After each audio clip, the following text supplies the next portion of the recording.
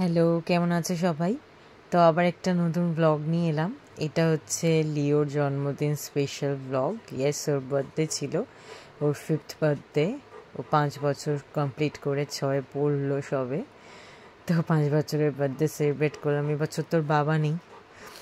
তোমরা যারা জানো তারা তো জানো, যারা জানো না তাদের জন্য ওর বাবা বাইরে অফিসের কাজে বাইরে গেছে, দেশের বাইরে।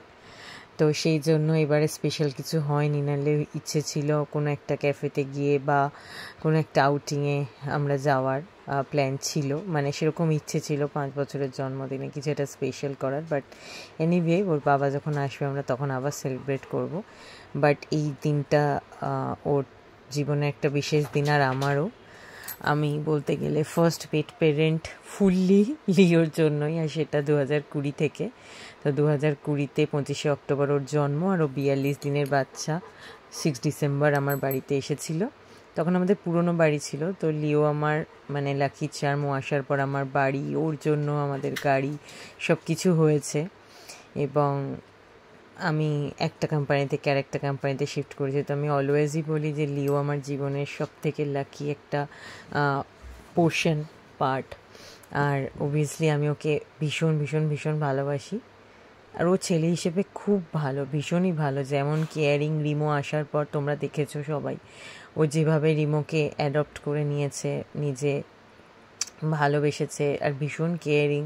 আর ও কিন্তু কোনো দিন কাউকে কামড়ানো বা কোনো ধরনের কাউকে কষ্ট দেওয়া, ক্ষতি করা কোনো দিন কিচ্ছু করেনি। রিমো ট্রমাটাইজ বাচ্চা ছিল, ছোটোবেলায় এসে ও ইভেন লিওকেও কামড়ে দিয়েছিল, লিওরও রক্ত বেরিয়ে গেছিলো। আমাদের তো হয়েই ছিল, আমার মায়ের তো বিভৎস মানে বাইট হয়েছিল রিমোর জন্য, যেহেতু ট্রমাটাইজ ছিল আমরা বুঝতে পারি। আর সেই জায়গা থেকে আমরা রিমোকে মানে ওর শারীরিক দিক থেকেও অনেক, ওর শরীর খারাপ ছিল।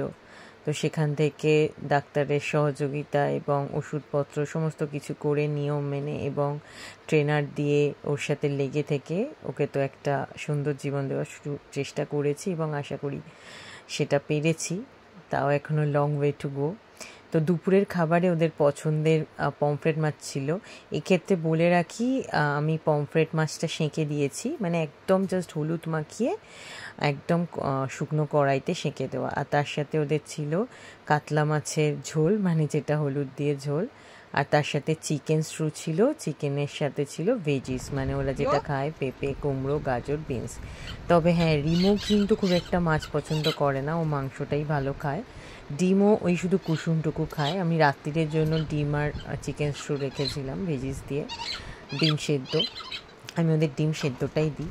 তো চলো, তারপরে বিকেলে ওদের খেলনাগুলো দিয়েছিলাম। দুপুরে খাওয়াতে খাওয়াতে দেরি হয়ে গেছিলো, যেহেতু রিমোর ভ্যাকসিনেশন হওয়ার কথা ছিল। বাট সেই যিনি এসে দিয়ে যান, ওনার আসার কম্পাউন্ডার, ওনার আসার সময় হয়নি, মানে একটু আটকে গেছিলেন, যেহেতু উনি বেলগেছে ভেটেরিনারির সাথে যুক্ত, ডক্টরদের সাথে কাজ করতে করতে। তো আজকে এসছিলেন, তো কালকে সেজন্য একটু উনি আসবেন করে সব দেরি হয়ে গেছিলো।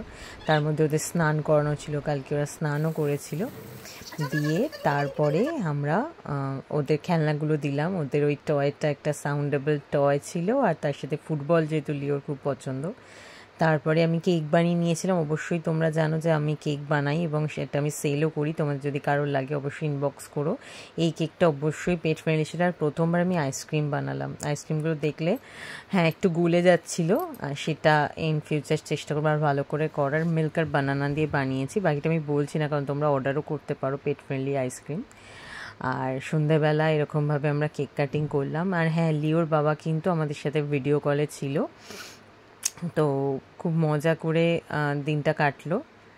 আর তার সাথে লিও, রিমো, ওরা কেক কাটিংয়ে অ্যাকচুয়ালি ইন্টারেস্টেড হয় না, ওরা শুধু কেক খাওয়াতে ইন্টারেস্টেড হয়। আর আইসক্রিমটা এত ভালো পছন্দ হয়েছিল, বিশেষ করে লিও তো পছন্দ করেছে, রিমোও এত পছন্দ করেছে। রিমো করছে কেকটা খাচ্ছে, ওর সাথে যদি আইসক্রিমটা মাখিয়ে দেওয়া হয়, মানে ভীষণ খুশি হয়েছিল। তো চলো, আমি যতটুকু পেরেছি একটু ডেকোরেট করার চেষ্টা করেছি। এই যে লিওর বাবা আমাদের সাথে ভিডিও কলে ছিল, একটু হালকা ফুলকা ডেকোরেট করেছি। আর তারপরে আমাদের রাত্রিরের ডিনার ছিল। তো ডিনারে যেমন বললাম ডিম সেদ্ধ ছিল, তো রিমো তো কুসুমটা ছাড়া সেরকম খায় না। তো যাই হোক, দুটো করে ডিম সেদ্ধ আর মাংসের ঝোল দেখতেই পাচ্ছ। আর ওদেরকে না মেখে দিতে হয়, আমি অলওয়েজ মেখে দিই, বিকজ আমি বোনটা দিই না। বোনলেস মাংস তো অনেক, বুঝতেই পারো, অনেক বেশি কস্টিং পড়ে যায়, সেটা বেকার হয়। তো কিছুই না, নর্মাল মাংসের পিসগুলোকে আমি যেরকম সবজির সাথে বয়েল করে স্যুপ বানিয়ে নিই। এবার আমরা কী করি, হাড়গুলোকে বেছে দিয়ে ওদের মাংসটা দিয়ে ভাতটা চটকে মেখে খাওয়াইতে ওদের হজমের সুবিধা হয়। হ্যাঁ, আমার বাচ্চারা কিন্তু রুটি খেতে পারে না, রুটি খেলে কিন্তু ওদের ভীষণ অ্যাসিডিটির প্রবলেম হয়, আমি 1-2বার ফেস করেছি। তাই জন্য আমি রুটি একেবারেই দিই না। ওরা নর্মাল বিস্কিট খায়, ডগ ফুড খায়, রয়্যাল ক্যানিন, যারা জানো তারা জানো। আর রয়্যাল ক্যানিনেরও নর্মালটা আমি দিই না, আমি দিই একটা গ্যাস্ট্রোর একটা স্পেশাল আছে, ওটা ডক্টর প্রেসক্রাইব করা, ওটা দিই মাঝে মাঝে, নট অলওয়েজ। আর বাড়ির খাবারই খায়, ফল টল খায়। আর হ্যাঁ, এই যে আমি নিজে যে করতে পারিনি, আমার শরীরটা কদিন ধরে খুব খারাপ আর প্রচুর পরিশ্রম যাচ্ছে, অফিসের চাপ আছে। তো আমি সঞ্চিতা পাল যিনি আছেন, হয়তো অনেকেই তুমি চেনো, চন্দননগরে ও বাচ্চাদের জন্য অনেক কাজ করে, সোশ্যাল অ্যাক্টিভিস্ট, এবং মানে ডোগোদের জন্য অনেক কিছু করে, 4 পায়ে বাচ্চাদের জন্য। ওর বাড়িতেও অনেক 4 পায়ে বাচ্চারা আছে, এবং ওর বাচ্চারা কিন্তু পারিয়া মুভিতেও তাদেরকে তুমি দেখতে পাবে, সঞ্চিতাও অভিনয় করেছিল একটু পার্টে। তো তোমরা চেনো যে ও খুব ভালো কাজও করে বাচ্চাগুলোর জন্য। ও আমাদের প্রোটেস্টেও এসেছিল যখন আমরা দিল্লি, কলকাতা, মানে সারা ওয়েস্ট বেঙ্গল বলো, সব জায়গাতেই যখন কিছু হয়েছে ডগোদের জন্য, মানে স্ট্রেদের জন্য, আমরা একসাথে দাঁড়িয়েছি। তো ওর সাথে আমার একটা ফ্রেন্ডশিপ আছে। তো ওকে আমি টাকা পাঠিয়েছিলাম, ওর হাজব্যান্ড মিলেই কাজগুলো করে। তো চন্দননগরের 4 পায়ে বাচ্চাদের খাইয়েছে, দেখো ওদের কী অবস্থা ওখানকার বাচ্চাদের।